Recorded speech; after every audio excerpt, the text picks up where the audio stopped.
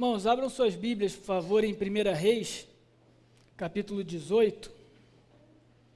Nós chegamos ao terceiro sermão da nossa nova série, em que a gente acompanha os profetas Elias e Eliseu. O texto de hoje, então, 1 Reis, capítulo 18, versículo 20. Farei a leitura até o versículo 24, embora a nossa mensagem se estenda até o 40. 1 Reis 18, versículo 20. Assim diz a palavra do Senhor. Então enviou Acabe mensageiros a todos os filhos de Israel e ajuntou os profetas no Monte Carmelo. Então Elias se chegou a todo o povo e disse: até quando cocheareis entre dois pensamentos? Se o Senhor é Deus, seguiu. Se é Baal, seguiu. Porém o povo nada lhe respondeu. Então disse Elias ao povo: só eu fiquei dos profetas do Senhor, e os profetas de Baal são 450 homens. Deem-se-nos, pois, 2 novilhos. Escolham eles para si um dos novilhos, e dividindo-o em pedaços, o ponham sobre a lenha. Porém não lhe metam fogo. Eu prepararei o outro novilho, e o porei sobre a lenha, e não lhe meterei fogo.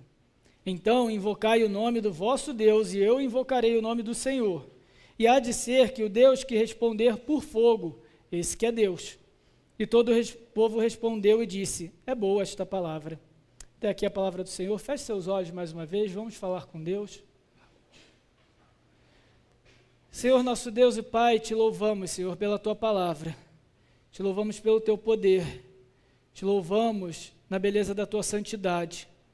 Reconhecendo que só o Senhor é Deus e nos submetemos nesse momento à instrumentação do Teu Espírito Santo. Fala-nos através da Tua Escritura.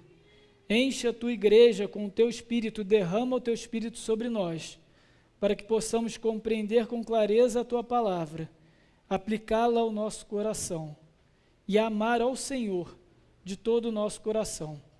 Essa é a nossa oração, em nome de Jesus. Amém. Irmãos, existe uma parábola indiana. Parábola não tem só na Bíblia, tá, gente? Então, uma parábola indiana que conta a história de um grupo de cegos que encontrou um elefante pela primeira vez. Nenhum deles conhecia um elefante. Então, cada um desses cegos, desses homens cegos, encontra uma parte do elefante e começa a descrever aquilo que ele está vendo. Vendo não, né? Aquilo que ele está percebendo. Então, o primeiro foi para a lateral do elefante, ali para a costela, ali para a barriga, e falou: olha só, esse bicho aqui é grande, extenso, igual uma parede. Outro cego, que tocou a tromba, falou: não, peraí, igual uma parede não. Ele é grande, sim, mas ele é flexível, igual uma cobra. Bem grande também, mas igual uma cobra. Um terceiro cego, apalpando as pernas do elefante, falou: peraí, é grande, mas não é nada flexível. Pelo contrário, ele é robusto como um tronco de uma árvore. E o quarto cego tocou no rabo do elefante e falou assim: não é possível, cara. Estão ficando doidos. Esse troço não é nem grande, nem robusto, nem forte. Pelo contrário, ele é pequenininho. E é bem mole, igual uma corda. A pergunta é a seguinte: qual dos cegos estava certo? Nenhum deles. Mas, ao mesmo tempo, em parte, pelo menos, todos estavam certos, de acordo com aquilo que eles estavam percebendo, tateando. Essa parábola é usada nos dias de hoje para nos dizer uma seguinte proposta, que não tem como a gente entender, conhecer, descobrir qual é a verdade última sobre o universo. A única coisa que nós, seres humanos, limitados nas nossas percepções e nos nossos sentidos, é aquilo que a nossa experiência nos diz. Então, para o cego que tocou a tromba, ele não estava errado. A experiência dele dizia aquilo sobre o elefante. Porque, em última instância, nada nem ninguém é capaz de nos dizer como é a realidade de fato. Mas será que é verdade isso? Porque isso é muito sério quando nós aplicamos para Deus. Quando nós relativizamos a verdade e quando nós aceitamos o discurso dos nossos tempos, que na realidade é muito antigo, não foi nenhuma inovação do século XXI, nós podemos incorrer ao risco de achar que isso se aplica a Deus. E que, na realidade, aquilo que conheceríamos de Deus nunca vai alcançar a verdade sobre Deus. Mas que o máximo, o mais perto que podemos alcançar de Deus é aquilo que a nossa experiência nos diz. É aquilo que nós entendemos e vivemos sobre Deus. E ninguém tem o direito de dizer algo contrário à minha experiência ou à sua. Mas o que a Bíblia fala e o confronto aqui do profeta Elias com os profetas de Baal nos diz exatamente o contrário. Que não só é possível conhecer a verdade, conhecer a realidade, conhecer a Deus, como esse mesmo Deus se revela a nós. E o texto de hoje vai nos ajudar a responder algumas dessas perguntas que chegam até nós em caráter de desafio dos nossos tempos. Como eu posso saber que aquilo que eu creio, que o Deus que eu sirvo é o Deus verdadeiro, é o único e verdadeiro Deus? E aqui nós responderemos com 3 pontos. Primeiro, é possível saber que existe só um Deus e o Deus verdadeiro? E a Bíblia nos responde sim. Como? Primeiro ponto, fugindo das meias verdades. E o que nós fazemos então com isso? Nós então refutamos os falsos deuses. Se existe um Deus verdadeiro, logo, tudo aquilo que não é Deus é falso. Então somos chamados, compelidos a refutar, a ir contra, a combater os falsos deuses que se levantam no nosso meio e no nosso tempo. E por último, não menos importante, esse mesmo Deus que é verdadeiro, que é único, que se revela, ele também é acessível.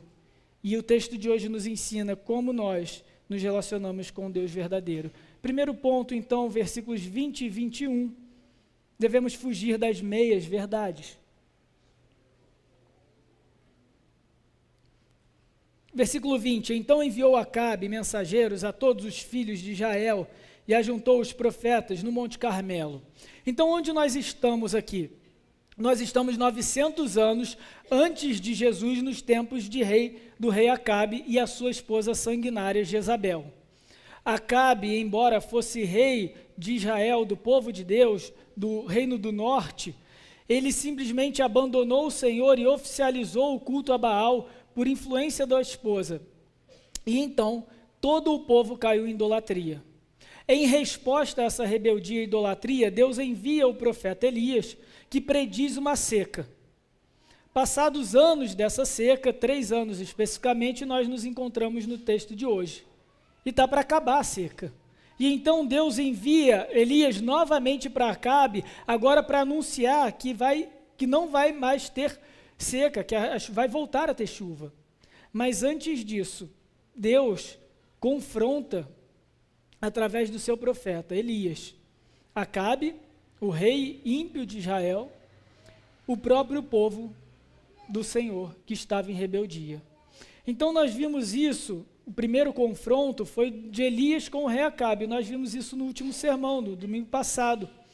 Quando Elias então, depois de 3 anos de seca, se encontra com Acabe, a reação de Acabe é a seguinte: então você que é o perturbador de Israel, em outras palavras, é você que está causando aí, você que está arrumando confusão aí, porque ele anunciou seca, anunciou maldição do Senhor, e o povo sofre, todo mundo sofrendo com a seca e suas consequências, e Acabe vai falando, então a culpa é sua, Elias.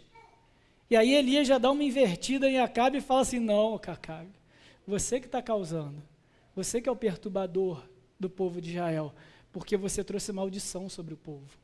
Você é o rei que deveria representar e conduzir o povo nos caminhos do Senhor, é aquele que está levando o povo à perdição. Você, Acabe, é o culpado disso tudo. Você é o perturbador do povo de Israel. Então, o primeiro confronto nós vimos no último sermão. O segundo confronto, então, nós encontramos no versículo 21. Elias confrontou Acabe e agora ele confronta o próprio povo. Versículo 21, então, do capítulo 18. Então Elias se chegou a todo o povo e disse: até quando cocheareis entre dois pensamentos? Se o Senhor é Deus, seguiu. Se é Baal, seguiu. Porém o povo nada lhe respondeu. A acusação de Elias foi bem direta ao povo. Então, um pouco antes, Elias anuncia para Acabe: olha, Acabe, reúne todo o povo e todos os profetas de Baal no Monte Carmelo e vocês vão ver o que vai acontecer. Então, na presença de todo o povo, antes mesmo dele anunciar o conflito, ele chama a atenção do povo. E ele diz o seguinte: então, até quando vocês vão ficar vacilando, se mexendo, se movendo entre um pensamento e outro, entre um Deus e outro? Esse verbo cocheareis aqui é da palavra coxo, manco. Então é como se fosse assim: até quando vocês vão ficar manquejando, balançando, como se fosse um pêndulo, entre um lado e outro? Decidam. Se Baal é Deus, sirvam Baal. Se o Senhor é Deus, sirvam ao Senhor. Mas o povo se calou. E aqui, numa leitura rápida, a gente pode achar que o povo estava indeciso. Mas não era bem indecisão o problema desse povo. Eles não tinham dúvidas sobre quem era o Deus verdadeiro. Talvez a dúvida desse povo, talvez não, muito provavelmente a dúvida desse povo era justamente a dúvida dos nossos tempos. A dúvida que a parábola indiana nos expõe. Como eu vou saber que aquilo que eu experimento, que aquilo que eu estou tateando é verdadeiro? Como que eu vou ter certeza que Baal é o único Deus? Como eu vou ter certeza que o Senhor é o único Deus? Por que não Baal e o Senhor? Percebam, é a dúvida de muitos, talvez seja a dúvida de alguns de vocês essa noite. Como eu posso ter certeza que eu estou no lugar certo? Domingo após domingo, abrindo a Bíblia, abrindo o livro sagrado correto. O povo então se cala, ele congela, porque ele não tem a resposta. Com medo de tomar a decisão errada, ele não toma decisão nenhuma. Percebem? Esse é o grande questionamento do capítulo 18 em diante. O Senhor é Deus. Esse é o ensino principal do nosso texto, do 18 a 40. Só o Senhor é o Deus verdadeiro. Não há dúvidas, não há espaço para dúvidas, não há espaço para outros deuses. Só o Senhor é Deus. Mas esse não é o pensamento que assombrava o povo naquela época. E certamente esse é o pensamento que assombra muitos dos nossos dias. E a palavra técnica para esse tipo de visão de mundo, de cosmovisão, é pluralismo. Que é a ideia de que não existe só uma única verdade. Não confundam pluralismo com pluralidade, ou pluralismo empírico. Pluralidade, por exemplo, é a diversidade cultural, a diversidade étnica. Nosso país, por exemplo, tem inúmeras culturas representadas, inúmeras ancestralidades representadas. Agora, o ponto não é que a diversidade ou a pluralidade, entendam bem diversidade, eu estou falando só no contexto de pluralidade, a pluralidade não é algo propriamente ruim, mas eu estou falando de pluralismo. O pluralismo, então, e aqui eu trago a definição de um teólogo e filósofo, o pluralismo é a visão de que uma ideologia ou um pensamento religioso não é superior a outro. Na visão pluralista, nenhuma religião tem o direito de se pronunciar como a única e a verdadeira. Percebem? Esse é o pensamento do nosso tempo. Quem disse que vocês cristãos, nós cristãos, estão corretos? Isso é arrogância da nossa parte. Nós não podemos dizer que nós estamos certos e todos os outros estão errados, segundo a visão pluralista. Porém, irmãos, é importante a gente deixar claro que nem toda forma de pluralismo nega a existência de Deus. Existe uma forma muito sutil de pluralismo. Ela não vai negar a existência de Deus. Ela vai dizer que sim, Deus até existe, mas que o relacionamento com Deus depende da experiência de cada um. Você, nem eu, nem a Bíblia tem o direito de dizer como nós devemos servir a Deus, como nós devemos amar a Deus, como nós devemos nos relacionar com Deus. Tudo o que importa é a nossa experiência. Então percebam, o pluralismo não necessariamente é ateu, mas ele é sempre antibíblico. O pluralismo não necessariamente nega a existência de Deus, mas toda forma de pluralismo é antibíblico. E aqui eu posso destacar 2 problemas nessa visão do povo de Deus, de tentar conciliar Baal com o Senhor. A primeira questão, o primeiro problema é um de natureza lógica, porque vejam a principal premissa do pluralismo. A essência de uma visão pluralista é que não existem verdades absolutas. O que existem são as nossas percepções individuais, como a visão de cada um dos cegos da parábola. Mas isso em si já é algo contraditório, porque dizer que não existem verdades absolutas já é uma verdade absoluta. Eu poderia responder então com um pluralista o seguinte: quem disse que você está certo? Quem disse que não existem verdades absolutas? Percebem? Alguém impor a nós que nós aceitemos todas as verdades, todas as visões de mundo, todas as formas de conhecer a Deus como válidas, isso já é uma imposição de pensamento, isso já é uma restrição do pensamento. Ele já está nos impondo a maneira como devemos conhecer a Deus. E qual é ela? Qualquer uma. Isso já é absoluto, já é ilógico, já é irracional. Mas existe um outro motivo, um outro problema com a lógica pluralista que é muito pior, que é de origem espiritual, porque ela afirma então que nós não podemos conhecer a Deus de forma objetiva, de forma verdadeira, mas isso só nos traz uma visão de incredulidade e rebeldia contra Deus. Por quê? Eu digo isso porque quando nós vemos em algumas pessoas que creem em Deus, você vai perguntar para elas: você acredita em Deus? Acredito. Você acredita em Jesus? Acredito. Então por que você não vai na igreja?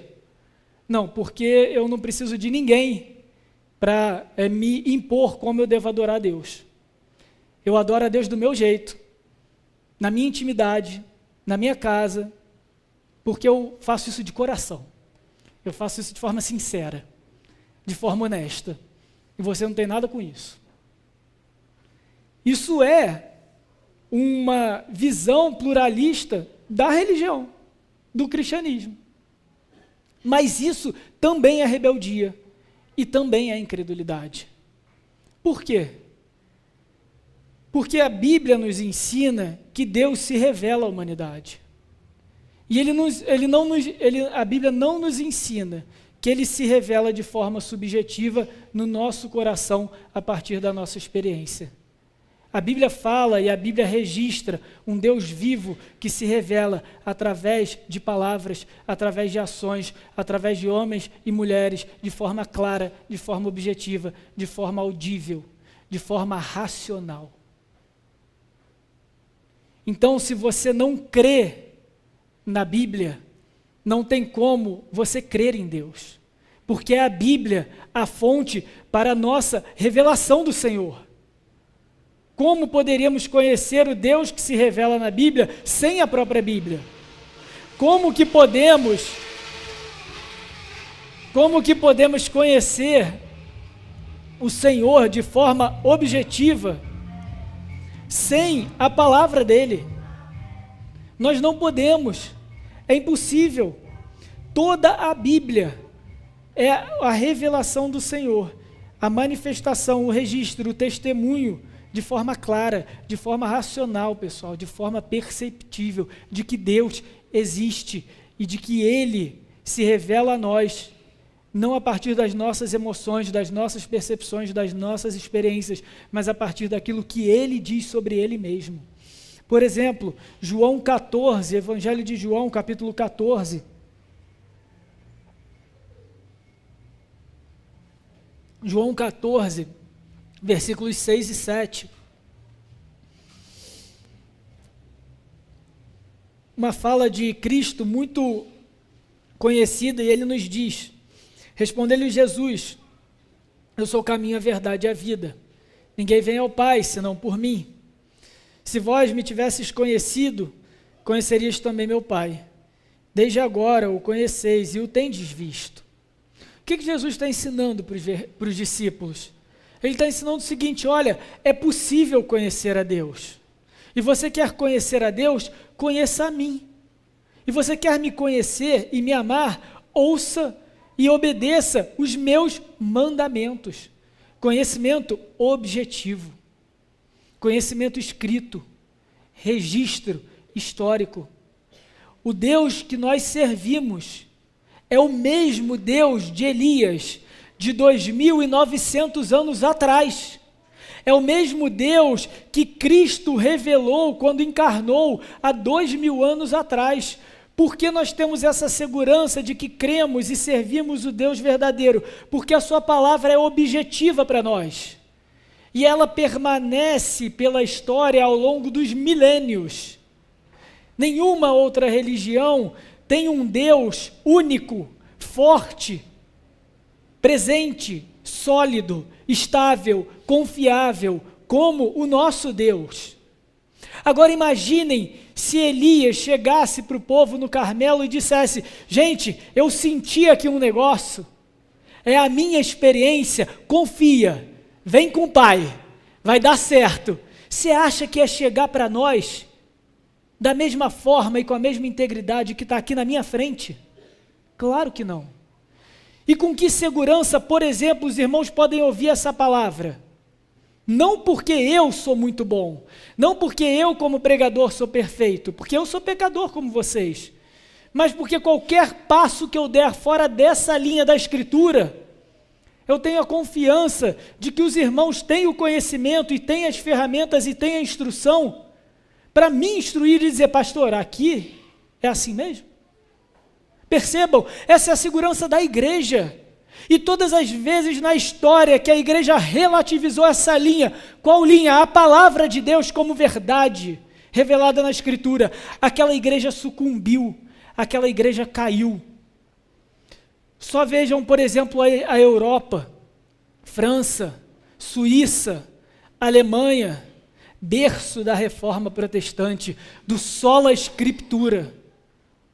Hoje, as maiores índices de ateísmo do mundo. Por quê? O que aconteceu com os países da reforma? Eles esqueceram o sola escritura. E a onda humanista, que veio desde lá do iluminismo, e depois do modernismo e o pós-modernismo, varreu toda a Europa e relativizou aquilo que não deveria ser relativizado. Ela relativizou os absolutos que diziam para os europeus: sola escritura, não pisem fora dessa linha. Eles pisaram, e agora a Europa é campo missionário para a gente. Percebam? Isso é o perigo do relativismo que vem com o pluralismo. E qual é o sentimento de Deus em relação ao pluralismo? Como que o nosso Senhor, como Deus Todo-Poderoso, o Deus verdadeiro, reage em relação ao pluralismo, a uma visão como a daquele povo? Abram em Apocalipse 3, versículo 14. A carta do Senhor Jesus, registrada pelo apóstolo João, mas é a carta do próprio Cristo à igreja de Laodiceia, Apocalipse 3, 14. Ao anjo da igreja em Laodiceia escreve: estas coisas diz o Amém, a testemunha fiel e verdadeira, o princípio da criação de Deus. Conheço as tuas obras, nem és frio e nem és quente. Quem dera fosses frio ou quente. E assim, porque és morno, nem és quente nem frio, estou a ponto de vomitar-te da minha boca. Vocês já tiveram, com certeza, aquela sensação terrível de segurar o vômito? da comida vir na boca e voltar, sabe? É isso que Deus está descrevendo. Nosso Senhor não suporta o pluralismo. Ele não suporta o em cima do muro, aquele que é morno, aquele que acha que todas as verdades são verdades possíveis. Isso traz ânsia de vômito ao próprio Senhor Jesus. Quem dera fosse quente ou frio. Aqueles que se dizem cristãos, mas aceitam outras verdades com medo de se comprometer com o Deus da Bíblia, não se engane. Deus olha para você e sente ânsia de vômito. Pesado? Não. Bíblico. É isso que Elias chama ao povo. É para isso que Elias confronta o povo. É para que Deus não os vomite. Que hoje, Elias dizendo, não dizendo, ele vai se revelar. Mas então não existem meias verdades para Deus. E o povo sabia disso. Essa verdade era incômoda. Esse absoluto que Elias traz e confronta ao povo, doeu, humilhou. Por isso a reação do povo no versículo 21. Porém o povo nada lhe respondeu. Então, para conhecermos a Deus, nós devemos fugir, evitar, tirar da nossa vida as meias verdades, a contaminação da visão de mundo, da nossa cultura, aquela visão pluralista que relativiza e aceita toda e qualquer verdade e abomina todo e qualquer absoluto. Nós devemos ser convictos daquilo que a gente crê, porque é assim que o Deus verdadeiro se revela para nós. Mas isso não é suficiente. Nós também precisamos, e é o segundo ponto do nosso sermão, refutar os falsos deuses e os falsos profetas. Versículo 25, então. Elias propõe um desafio para Baal e para os seus adoradores, um desafio justo. Versículo 25. Disse Elias aos profetas de Baal: escolhei para vós outros um dos novilhos e preparai o primeiro, porque sois muitos. Invocai o nome do vosso Deus, mas não lhe meteis fogo. Tomaram o novilho que lhes fora dado, prepararam-no e invocaram o nome de Baal, desde a manhã até o meio-dia, dizendo: Ah, Baal, responde-nos. Porém não havia uma voz que respondesse, e manquejando se movimentavam ao redor do altar que tinham feito. Elias é bem ousado no seu conflito, no seu confronto. Não pelo orgulho do profeta, depois ele vai explicar isso na sua oração, mas porque ele já tinha certeza do desfecho. Ele estava sendo conduzido o tempo todo pela palavra do Senhor. E eu preciso dar esse spoiler, eu preciso antecipar isso para os irmãos, porque senão vai parecer que Elias é muito arrogante, que ele é muito cheio de si, que ele está com toda a razão, com toda a verdade na mão. Mas não, na oração dele, ele vai, a partir do versículo 30, a gente chega lá, ele vai dizer que tudo que ele fez foi segundo a palavra do Senhor. Então ele fala: olha só, vocês são muitos, 450, então faz o seguinte, escolhe vocês aí, começa, inclusive escolhe até qual dos novilhos vocês vão pegar para vocês, para depois não dizer: pô, o meu veio zoado, veio defeito de fábrica e tal, não pegou fogo por causa disso. Então escolhe vocês, faz tudo aí, está contigo, vai, começa. E aí então, tem essa vantagem. Uma outra vantagem é a vantagem de jogar em casa. A gente sabe que às vezes isso no futebol pesa. Pô, não, em casa a gente decide, ter o jogo da volta, que joga em casa. A gente sabe que isso pesa, no basquete isso pesa muito. E isso também pesava muito na idolatria daquele tempo. Porque o Monte Carmelo era o monte de Baal.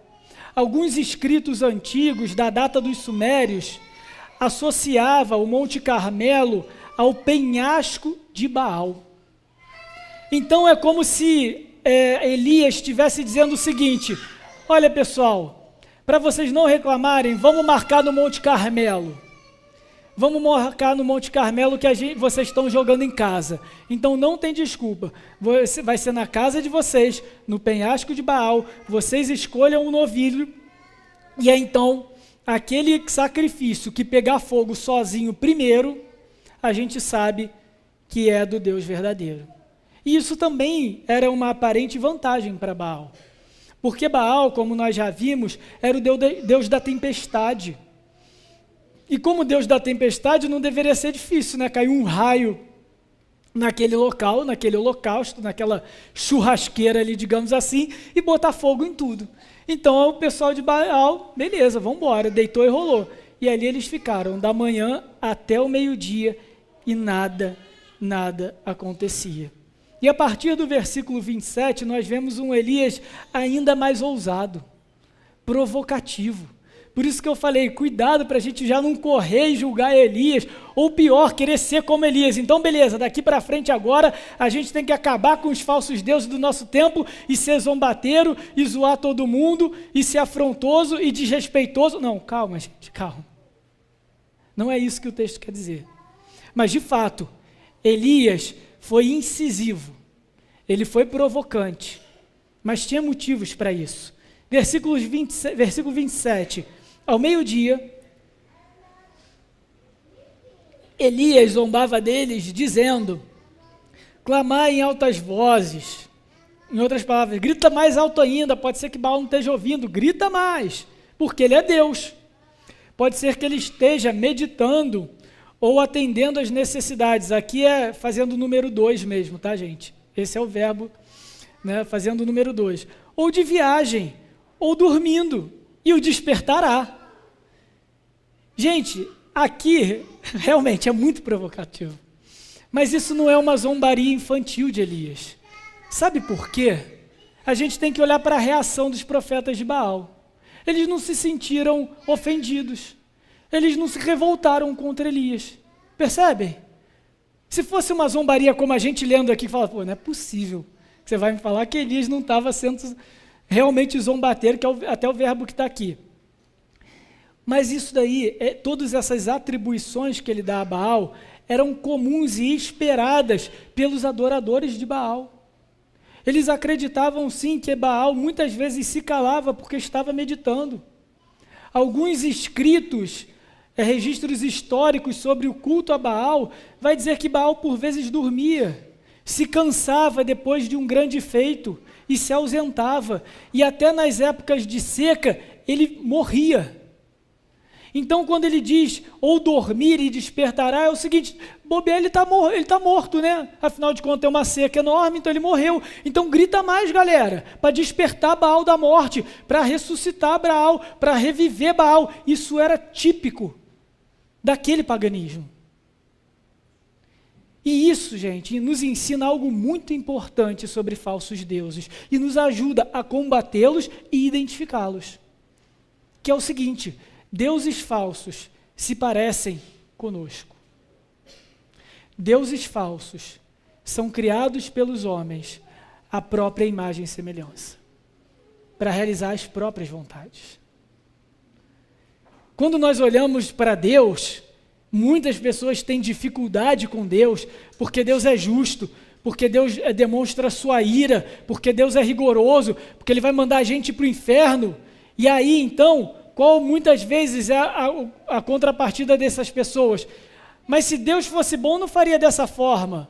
Em outras palavras, no meu critério de justiça, no meu critério de bondade, Deus deveria agir dessa forma. Então, por que o Deus bíblico é tão ofensivo para algumas pessoas?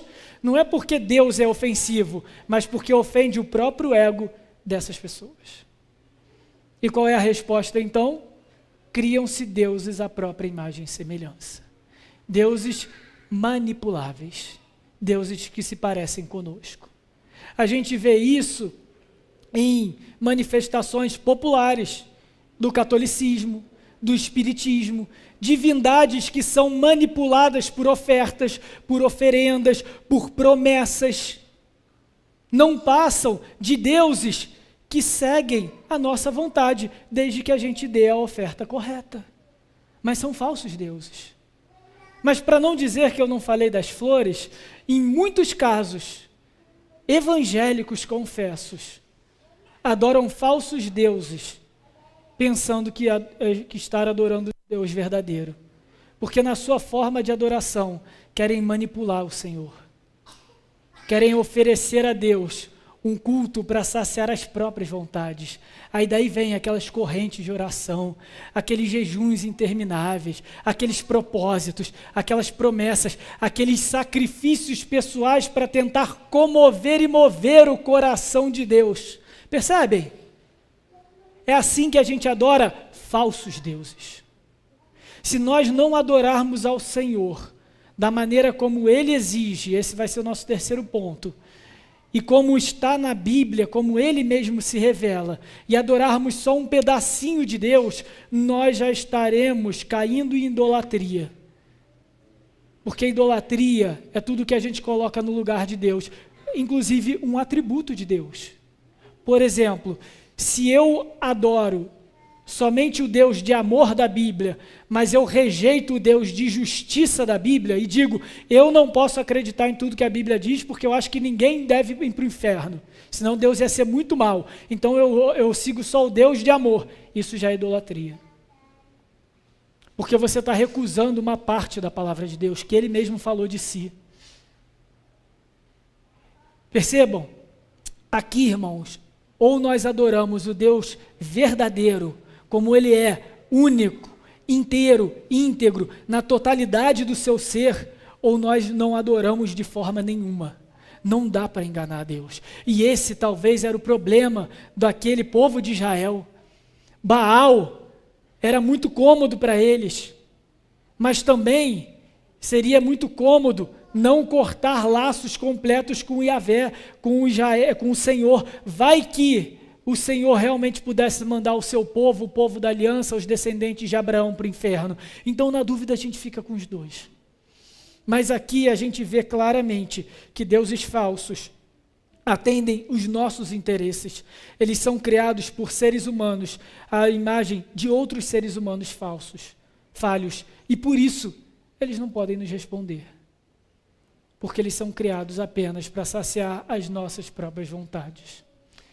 Mas existe também uma segunda característica dos deuses falsos. Os deuses falsos consomem, destroem de dentro para fora os seus adoradores. Olhem, percebam como era a adoração dos profetas de Baal, versículos 28 e 29. E eles, os profetas de Baal, clamavam em altas vozes, e se retalhavam com facas, se cortavam com facas e com pontas de lanças, segundo o seu costume. Não é desespero, gente. Eles não viram chegando meio-dia, caramba, Baal não está respondendo, irmão, se corta aí, vamos ver se com o nosso sangue ele se empolga. Não, era costume, já era esperado, já era exigido. Em outros momentos rituais de Baal, mulheres eram colocadas como sacrifícios sexuais no templo. Filhas, esposas de homens daquele povo, sendo consumidas pelos próprios prazeres em nome de Baal. A adoração a falsos deuses nos consome de dentro para fora. Deuses falsos nos corroem, nos destroem da alma para fora. E a adoração de Baal é exatamente isso, uma adoração histérica. Uma adoração que destruía alma e destruía corpo. Porque destruía o corpo, eles se cortavam com facas até derramarem sangue. E o versículo 29, passado o meio-dia, profetizaram eles, até que a oferta de manjares se oferecesse, pois não houve voz nem resposta, porém não houve voz nem resposta, nem atenção alguma.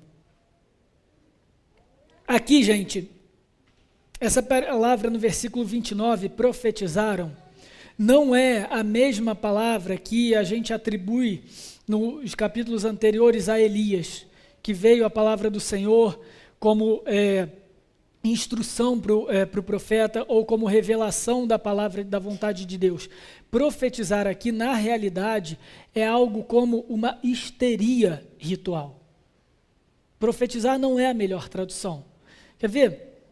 Quando nós olhamos o texto de 1 Samuel 18, versículo 10. 1 Samuel 18, versículo 10, se aparecer no telão até ajuda. Não está muito longe de 1 Reis não, mas 1 Samuel 18, 10, alguns livros para trás. Olha o que o texto diz. No dia seguinte, um espírito maligno da parte de Deus se apossou de Saul, que teve uma crise de raiva em casa. E Davi, como nos outros dias, dedilhava a harpa. Saul, porém, trazia na mão uma lança, que arrojou, dizendo: encravarei a Davi na parede. Porém, Davi se desviou dele por 2 vezes. Aqui no versículo 10, se apossou de Saul, que teve uma crise de raiva em casa, é a mesma palavra profetizaram dos profetas de Baal. Então, Saul, possesso de um espírito maligno da parte do Senhor, e é isso daí a dúvida para outro dia, ele entra num êxtase, ele entra num transe, ele está fora de si, ele está completamente perturbado, ele está tudo menos sóbrio, e essa era a adoração de Baal, e assim é a adoração dos falsos deuses. Falsos deuses consomem a nossa alma, consomem a nossa espiritualidade, porque nos omitem a nossa sobriedade. Quando a gente compara o sacrifício de Elias, a oração de Elias, tranquila, convicta, calma, compassiva pelo povo rebelde, com toda essa histeria coletiva, nós vemos um comparativo claro entre o culto aos deuses falsos e o culto ao Deus verdadeiro. E muitas vezes, na infantilidade de alguns, muitas vezes no sentimentalismo, querendo atribuir a Deus características humanas, alguns buscam no culto ao Senhor essa mesma histeria. Então, se todo mundo falar e gritar e se movimentar e dançar, porque aqui o manquejar do texto é dançar, é se sacudir, então ali esteve o Espírito de Deus, ali então o culto foi bom. Não, está mais próximo de Baal. O culto ao Senhor é sóbrio, é baseado na palavra, tem adoração consciente e racional, tem o Senhor no centro, não o homem no centro, não a experiência sensorial no centro, não a histeria no centro. O verdadeiro culto ao Senhor nos leva a pensar, a refletir sobre a nossa vida, porque no verdadeiro culto ao Senhor nós somos confrontados com a palavra de Deus. Não é assim que começou o nosso texto? O profeta confrontando o povo? E o tempo todo o profeta traz a palavra. A palavra de Deus, de forma sóbria, clara, racional, é alimento para nossas almas. A gente não precisa sentir nada de forma histérica, um calor absurdo ou qualquer outra coisa que seja, para a gente achar ou presumir que o Senhor está aqui e está agindo e está presente no meio do seu povo durante o culto público. Não, a gente precisa da palavra dele. A gente precisa do nosso coração humilde e prostrado diante dessa palavra. Deuses falsos, então, se parecem muito conosco. E deuses falsos nos consomem, da carne, do espírito até a carne. Então, já entendemos que meias verdades não cabem no relacionamento com Deus. Já entendemos como refutar e identificar os deuses falsos, e então como nós nos aproximamos e nos relacionamos com o Deus verdadeiro, adorando-o como ele ordena, versículo 30 ao 40. 1 Reis 18, versículo 30. Então Elias disse a todo o povo: chegai-vos a mim, e todo o povo chegou a ele. Elias restaurou o altar do Senhor que estava em ruínas, tomou 12 pedras, segundo o número das tribos dos filhos de Jacó, a qual viera a palavra do Senhor, dizendo: Israel será o seu nome. Com aquelas pedras edificou um altar em nome do Senhor, e depois fez um rego ao redor do altar, tão grande como para sementes para 2 medidas de semente. O que Elias estava fazendo aqui? Ele já tinha o sacrifício dele, e aí ele começa então a inventar, a inovar.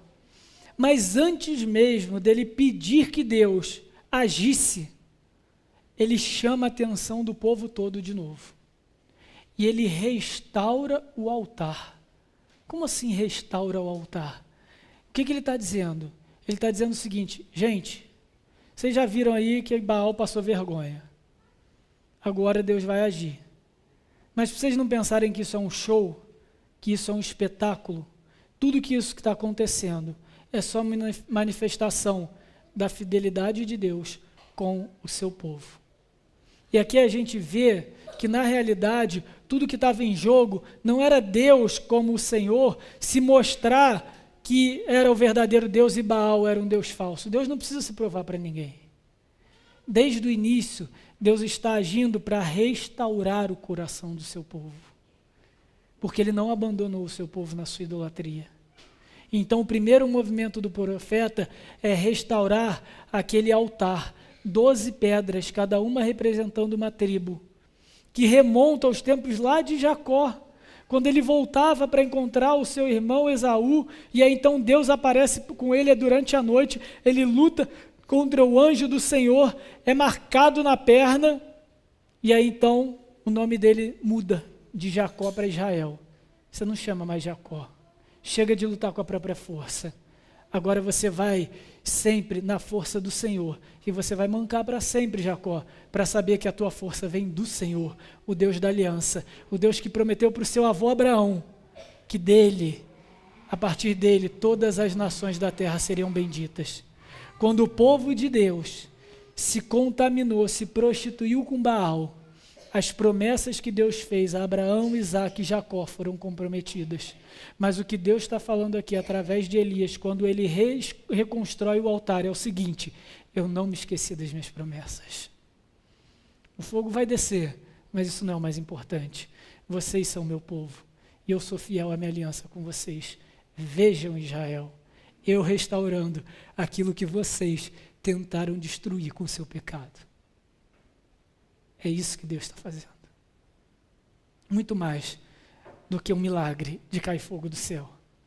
E aí então Elias, para mostrar para aquele povo que com certeza era o Deus da aliança de Abraão, Isaque e Jacó, que estava agindo ali, e não o poder do profeta Elias ou qualquer outra coisa, ele manda cavar uma fossa em torno daquele local, daquela pilha de lenha, e manda encher de água. Versículo 33. Então armou a lenha, dividiu o novilho em pedaços, pô-lo sobre a lenha, e disse: enchei de água 4 cântaros, 4 jarros enormes, e derramai sobre o holocausto e sobre a lenha. E diz ainda: fazei uma segunda vez, e fizeram. E disse ainda: fazei uma terceira vez, e fizeram. De maneira que a água corria ao redor do altar, e encheu também de água o rego, aquela escavação que ele fez ao longo daquele local ali de holocausto. Ele encharcou o negócio, gente. E ele ainda fez um fosso em volta e então ainda fez uma poça d'água. Quem aqui já fez churrasco ou já tentou fazer churrasco com carvão úmido? Sabe aquele carvão que estava com o saco rasgado e você deixou do lado de fora da noite para o dia e esqueceu? Você sabe o quão desesperador é acender aquele troço.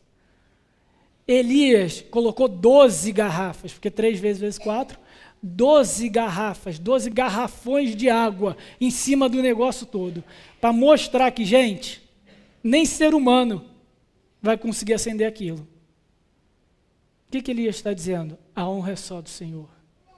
Na nossa adoração, a honra é somente a Deus. A Ele devemos toda a honra, toda a glória. A centralidade é o Senhor. Não é o profeta, não é aquele que prega, não é aquele que toca, não é aquele que ora, não é aquele que conduz a liturgia. É o Senhor somente. É assim que nós adoramos o Deus verdadeiro. E aí então, como garantia de que a honra seria somente a Deus, no versículo 36, Elias então já pede: Senhor, desce fogo do céu? Não.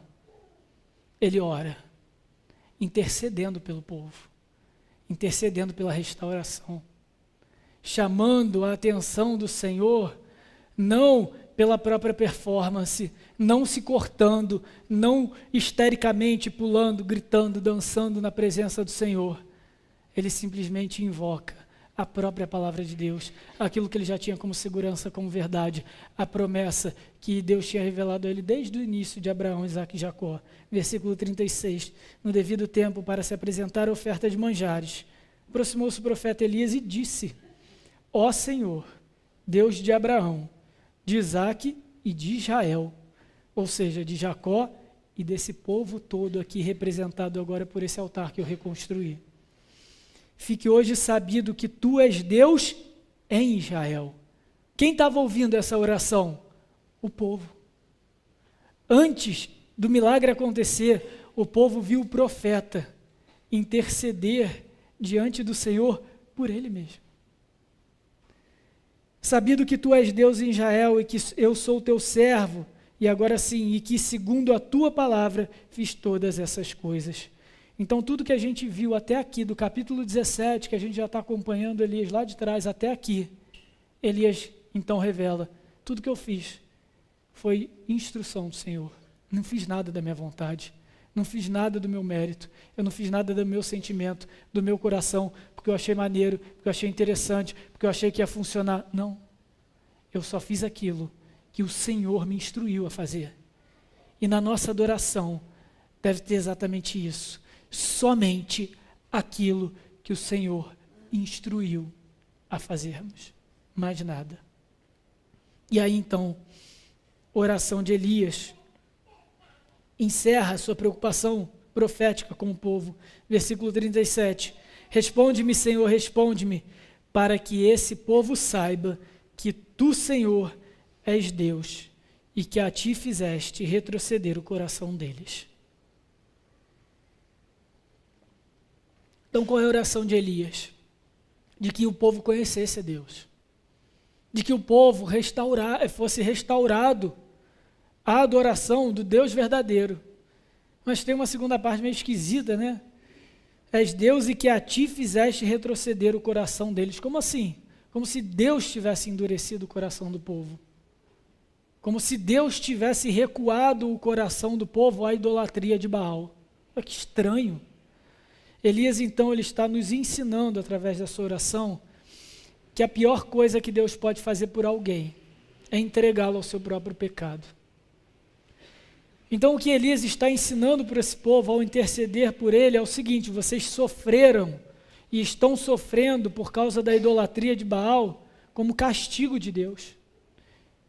O maior castigo que Deus pode dar a alguém é exatamente aquilo que esse alguém quer.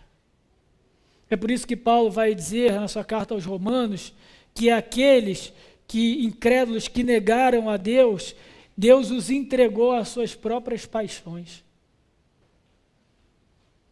Irmãos, nós não devemos ignorar a palavra do Senhor. E não devemos achar que Deus não vai agir na nossa vida com justiça, e muitas vezes nossos pecados nos são permitidos para que soframos as consequências, e ao sofrer as consequências, possamos ver na pele que só existe um verdadeiro Deus. É isso que Elias quis chamar a atenção para esse povo.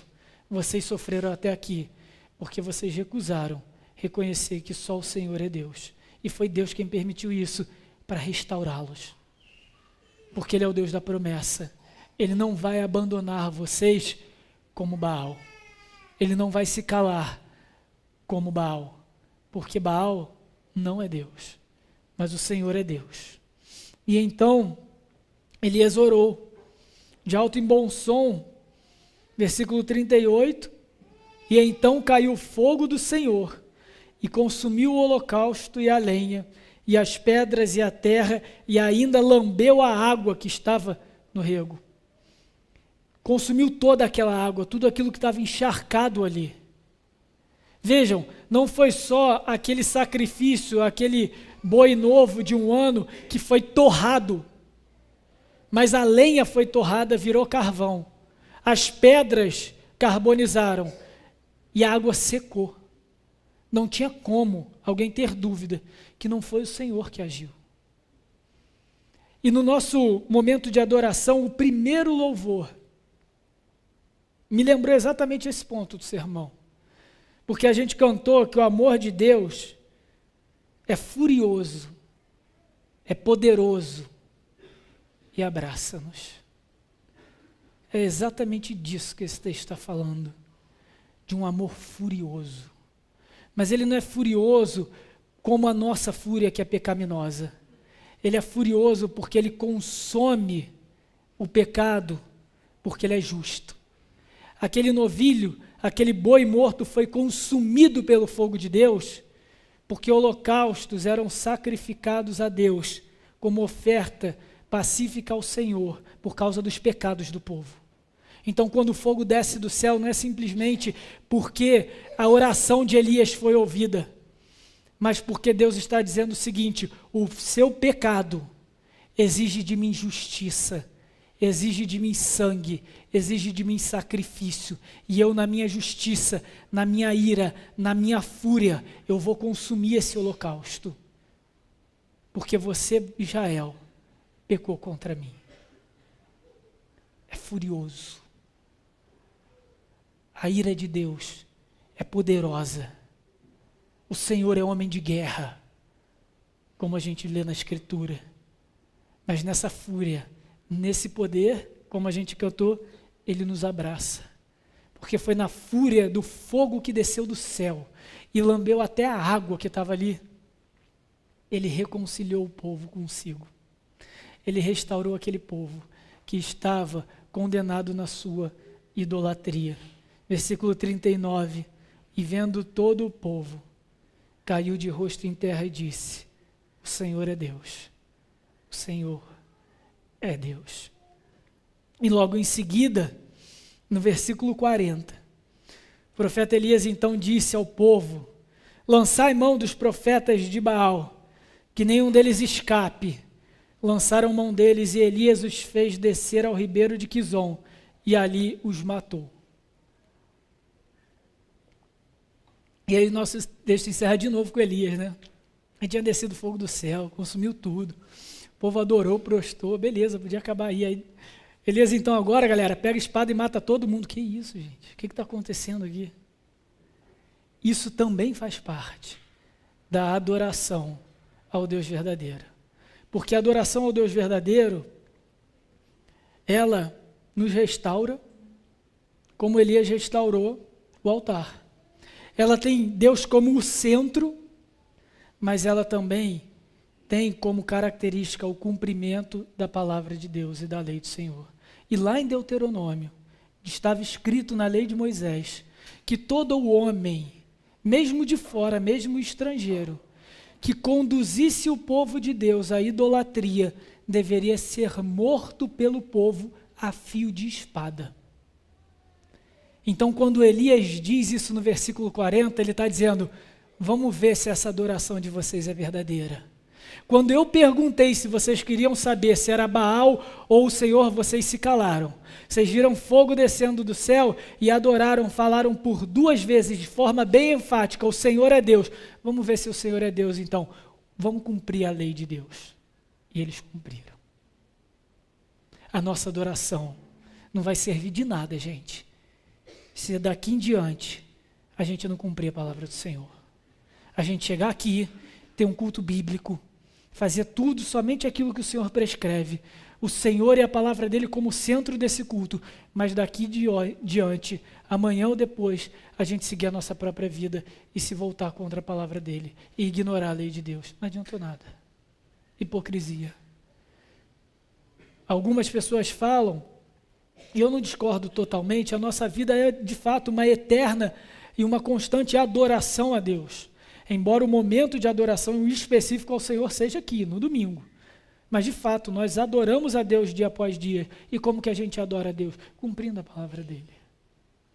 O versículo 40, então, encerra essa cena de forma bem sanguinária. Mas não é essa a ênfase deve ser de obediência. E assim, naquele dia, o Senhor começou a restaurar o seu povo. Retornando então às nossas primeiras perguntas, será que a gente pode conhecer a verdade, aquilo que existe, conhece toda a verdade de Deus de forma objetiva, de forma concreta? Com certeza, com certeza. E como a gente faz isso? pela palavra dele revelada. Evitando, fugindo meias verdades, aquilo que tenta nos enrolar, aquilo que tenta nos iludir, como o discurso pluralista do nosso mundo. Refutando os falsos profetas, os falsos deuses e nos opondo a eles na nossa vida e quando eles se levantam no meio de nós. E servindo e adorando a Deus como Ele demanda, como Ele exige, seguindo a palavra dEle, tendo Ele como centro, cumprindo a vontade dEle. Tudo aquilo que aconteceu no Monte Carmelo naquele dia foi para restaurar o povo de Deus, para restaurar o povo da aliança. A palavra do Senhor se cumpriu por meio de Elias naquele dia. Essa é a mesma palavra, é suficiente para nós hoje. Uma boa forma de nós termos convicção da nossa fé é medirmos se a nossa reação vai ser igual à do povo. Quando alguém nos questionar o quão nós estamos certos de que cremos no Senhor e no Deus da Bíblia, se nós vamos nos calar ou não diante dessa pergunta. Mas também da coragem que teremos e da humildade de reconhecer os falsos deuses na nossa própria vida e no nosso redor. Afirmar que só Deus existe não é arrogância, irmãos. É a maior segurança que a gente pode ter. Talvez alguns de vocês que me ouvem agora podem lutar com essas dúvidas. Muita gente dentro da igreja luta com isso. Será que eu acredito no Deus verdadeiro? E aí o problema não é se realmente existe Deus ou não, mas é que você está procurando as respostas no lugar errado. E você precisa olhar para a palavra e só para a palavra somente, e você pode ter certeza, quanto mais você buscar as respostas para os seus questionamentos da vida, por mais filosóficos que sejam, por mais existenciais que sejam, o Deus da Bíblia vai revelar-se como o único e verdadeiro Deus.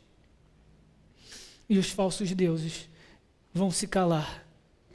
Nós podemos estar seguros na palavra do Senhor, porque um dia o próprio Deus encarnado, o Cristo, ele veio ao mundo e restaurou a nossa relação com o Senhor Deus. Quando Cristo veio à terra, ele disse: aquele que não é comigo é contra mim, e aquele que comigo não ajunta, espalha. Jesus condenou o pluralismo. Ele disse: ou você é comigo, ou você é contra mim. Ou você é comigo, ou você é contra mim. Cristo nos restaurou para nos libertar da escravidão dos falsos deuses. Enquanto os deuses falsos nos consomem corpo e alma, o próprio Deus encarnado teve a sua carne fustigada, rasgada, cortada com pedra, com ponta de lança, para que a gente não mais fosse escravo de falsos deuses. E ele comprou para nós acesso.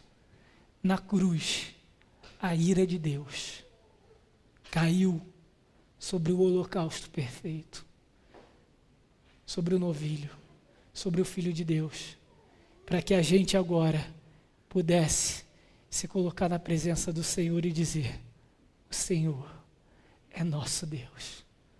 O Senhor é nosso Deus. Feche seus olhos. Façamos uma oração. Enquanto isso, eu convido os presbíteros presentes para se aproximarem, comporem a mesa aqui, então, para a ceia do Senhor. Oremos ao nosso Deus. Senhor, louvado seja o Senhor, porque o Senhor é fiel à tua palavra. O Senhor é o Deus da aliança, Deus de Abraão, Isaque e Jacó, que revelou salvação a nós desde o início dos tempos, Pai. Porque essa salvação se concretizou na obra, na morte, na ressurreição do nosso Senhor Jesus. E pelo sangue de Cristo foi comprado a nós reconciliação, Pai. Nós somos reconciliados contigo. Louvado seja o teu nome por isso. Obrigado, Senhor, pelo sacrifício de Jesus e porque Ele mesmo na sua carne sofreu aquilo que nós deveríamos sofrer pela eternidade. Obrigado, Senhor, porque o Senhor mesmo nos instrui na tua adoração, porque o Senhor nos recebe como teu povo, porque o Senhor não nos abandona na nossa idolatria, porque o Senhor é Deus e o Senhor não se cala diante dos nossos pecados. Pelo contrário, o teu Espírito Santo nos convence do pecado. E eu rogo mais uma vez por essa igreja, por nós, povo da aliança, verdadeiros descendentes de Abraão, Isaque, Israel, crentes em Cristo Jesus, que mais uma vez o Senhor encha-nos do Espírito Santo, aquele que encheu Elias para combater a idolatria do seu tempo e chamar ao povo ao arrependimento. Encha-nos deste Espírito que é Deus conosco, que é Deus em nós, que o Senhor nos convença do pecado com a habitação do Espírito em nosso coração. Louvado seja o teu nome, Pai. E aqueles, Senhor, que me ouvem nesse momento, mas ainda estão iludidos por deuses falsos, pelo pluralismo, pelo relativismo desse mundo, abra-lhes a consciência para a tua glória. Em nome de Cristo Jesus. Amém.